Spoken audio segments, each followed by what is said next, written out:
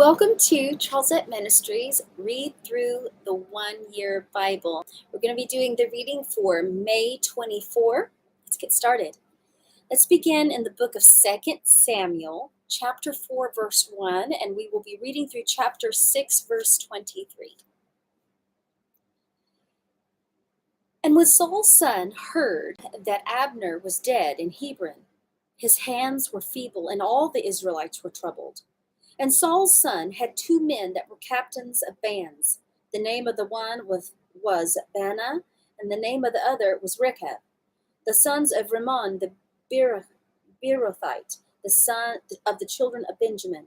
For Beeroth also was reckoned to Benjamin. And the Beerothites fled to Gittaim, and were sojourners there until this day. And Jonathan, Saul's son, had a son that was lame on his feet. He was 5 years old when the tidings came of Saul and Jonathan out of Jezreel. And his nurse took him up and fled. And it came to pass, as she made haste to flee, that he fell and became lame, and his name was Mephibosheth. And the sons of Rimmon the Beerothite, and Rechab and Baanah went and came about the heat of the day to the house of Ishbosheth, who lay on a bed at noon. And they came thither into the midst of the house, as though they would have fetched wheat. And they smote him under the fifth rib. And Rechab and Baanah his brother escaped. For when they came into the house, he lay on his bed in his bedchamber. And they smote him, and slew him, and beheaded him, and took his head, and gat them away through the plain all night. And they brought the head of Ishbosheth unto David to Hebron, and said unto the king, Behold, the head of Ishbosheth, the son of Saul thine enemy, which sought thy life, and the Lord hath avenged my lord the king this day of Saul, and of his seed. And David answered Rechab and Baanah his brother, the sons of Rimmon the Beerothite, and said unto them, As the Lord liveth, who hath redeemed my soul out of all adversity, when one told me, saying, Behold, Saul is dead, thinking to have brought good tidings, I took hold of him, and slew him in Ziklag, who thought that I should have given him a reward for his tidings. How much more, when wicked men have slain a righteous person in his own house upon his bed? Shall I not therefore require his blood of your hand, and take you away from the earth? And David commanded his young men, and they slew them, and cut off their hands and their feet, and hanged them up over the pool in Hebron. And they took the head of Ishbosheth, and buried it in the sepulchre of Abner in Hebron.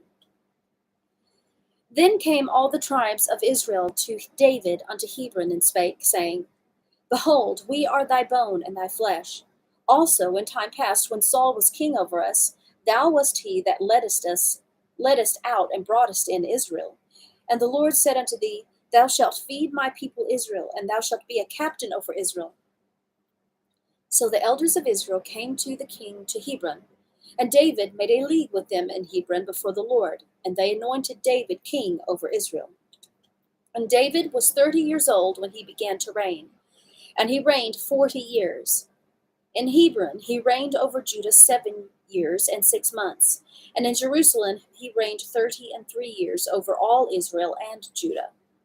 And the king and his men went to Jerusalem unto the Jebusites, the inhabitants of the land, which spake unto David, saying, Except thou take away the blind and the lame, thou shalt not come in hither, thinking, David cannot come in hither.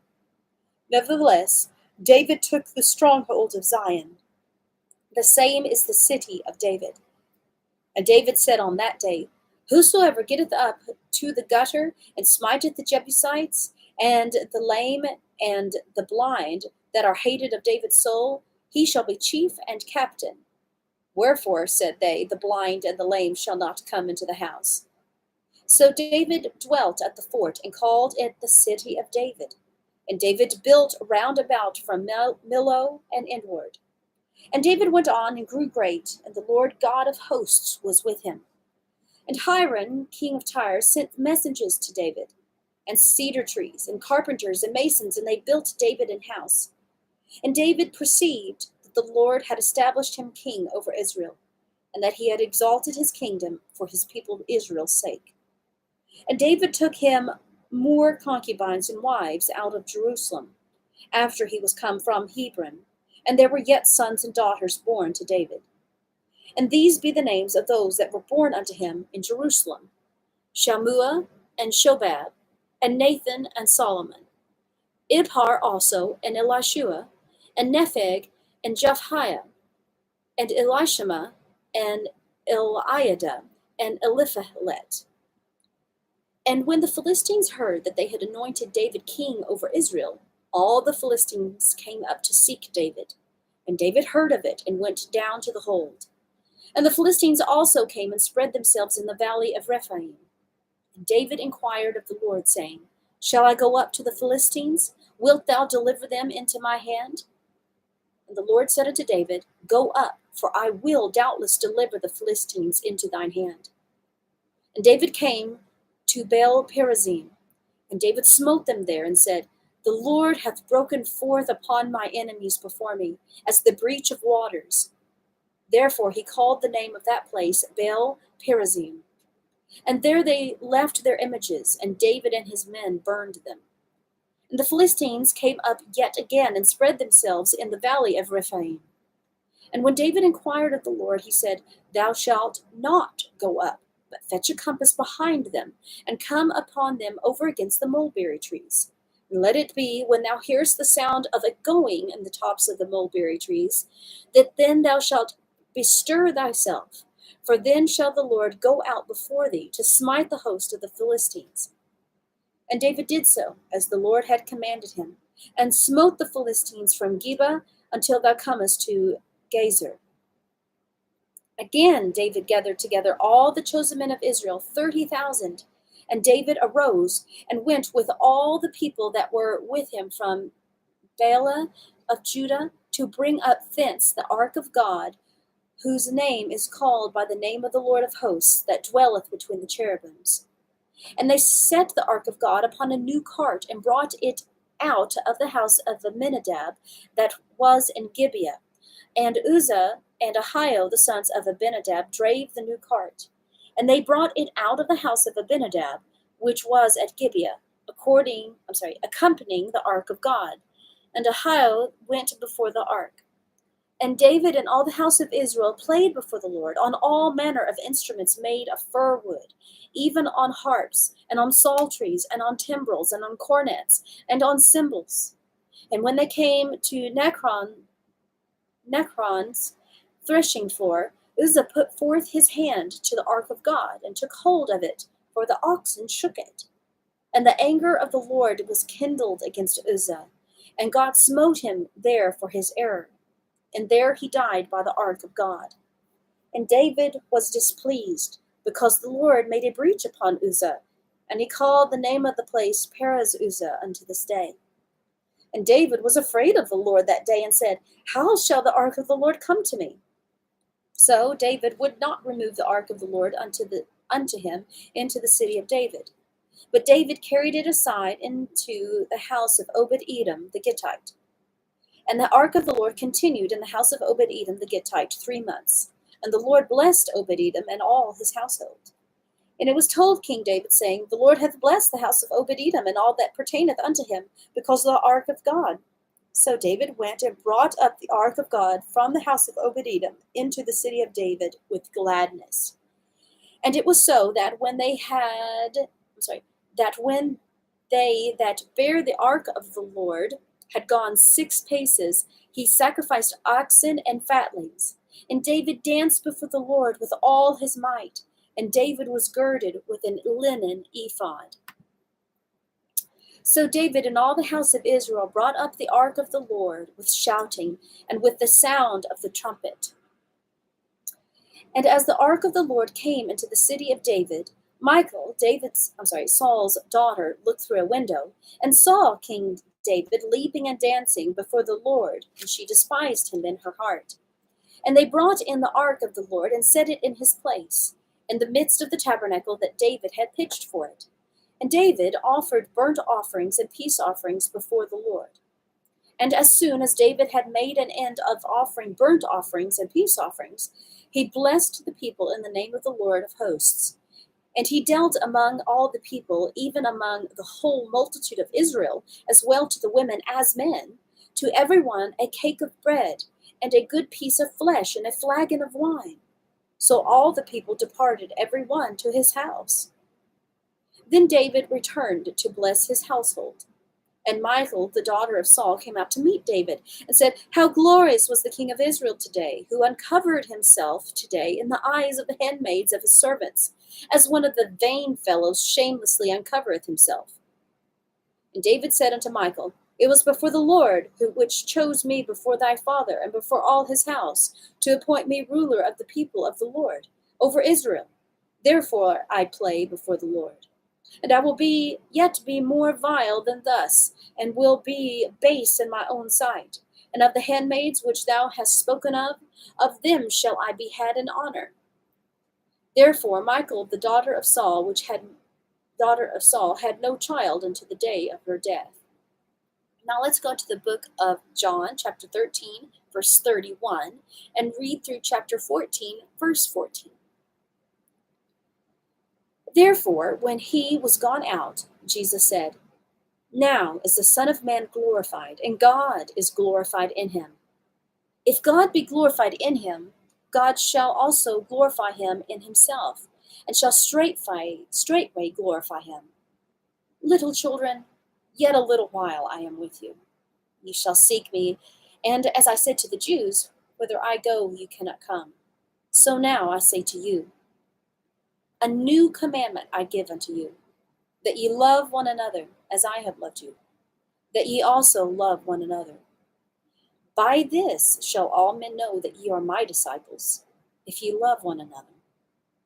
Simon Peter said unto him, "Lord, whither goest thou?" Jesus answered him, "Whither I go, thou canst not follow me now, but thou shalt follow me afterwards." Peter said unto him, "Lord, why can't I follow thee now? I will lay down my life for thy sake." Jesus answered him, "Wilt thou lay down thy life for my sake? Verily, verily, I say unto thee, the cock shall not crow till thou hast denied me thrice. Let not your heart be troubled. Believe in God. Believe also in me. In my Father's house are many mansions. If it were not so, I would have told you. I go to prepare a place for you. And if I go to prepare a place for you, I will come again and receive you unto myself, that where I am, there you may be also. And whither I go, you know, and the way you know." Thomas saith unto him, "Lord, we know not whither thou goest, and how can we know the way?" Jesus saith unto him, "I am the way, the truth, and the life. No man cometh unto the Father but by me. If ye had known me, ye should have known my Father also. And from henceforth ye know him, and have seen him." Philip saith unto him, "Lord, show us the Father, and it sufficeth us." Jesus saith unto him, "Have I been so long a time with you, and yet hast thou not known me, Philip? He that hath seen me hath seen the Father. And how sayest thou then, Show us the Father? Believest thou not that I am in the Father, and the Father in me? The words that I speak unto you, I speak not of myself, but the Father that dwelleth in me. He doeth the works. Believe me that I am in the Father, and the Father in me, or else believe me for the very work's sake. Verily, verily, I say unto you, he that believeth on me, the works that I do, shall he do also, and greater works than these shall he do, because I go to my Father. And whatsoever ye shall ask in my name, that will I do, that the Father may be glorified in the Son. If ye ask anything in my name, I will do it." Now let's go to the book of Psalms, chapter 119. We're going to read verses 17 through 35. "Deal bountifully with thy servant, that I may live, and keep thy word. Open thou my eyes, that I may behold wondrous things out of thy law. I am a stranger in the earth. Hide not thy commandments from me. My soul breaketh for the longing that it hath unto thy judgments at all times. Thou hast rebuked the proud that are cursed, which do err from thy commandments. Remove from me reproach and contempt, for I have kept thy testimonies. Princes also did sit and speak against me, but thy servant did meditate in thy statutes. Thy testimonies also are my delight and my counselors. My soul cleaveth unto the dust. Quicken thou me according to thy word. I have declared my ways, and thou heardest me. Teach me thy statutes. Make me to understand the way of thy precepts. So shall I talk of thy wondrous works. My soul melteth for heaviness. Strengthen thou me according to thy word. Remove from me the way of lying, and grant me thy law graciously. I have chosen the way of truth. Thy judgments have I laid before me. I have stuck unto thy testimonies, O Lord. Put me not to shame. I will run the way of thy commandments, when thou shalt enlarge my heart. Teach me, O Lord, the way of thy statutes, and I shall keep it unto the end. Give me understanding, and I shall keep thy law. Yea, I shall observe it with my whole heart. Make me to go in the path of thy commandments, for therein do I delight. Now let's finish up with the book of Proverbs, chapter 15, verses 31 and 32. The ear that heareth the reproof of life abideth among the wise. He that refuseth instruction despiseth his own soul, but he that heareth reproof getteth understanding. All right, thank you so much for tuning in today. See you next time.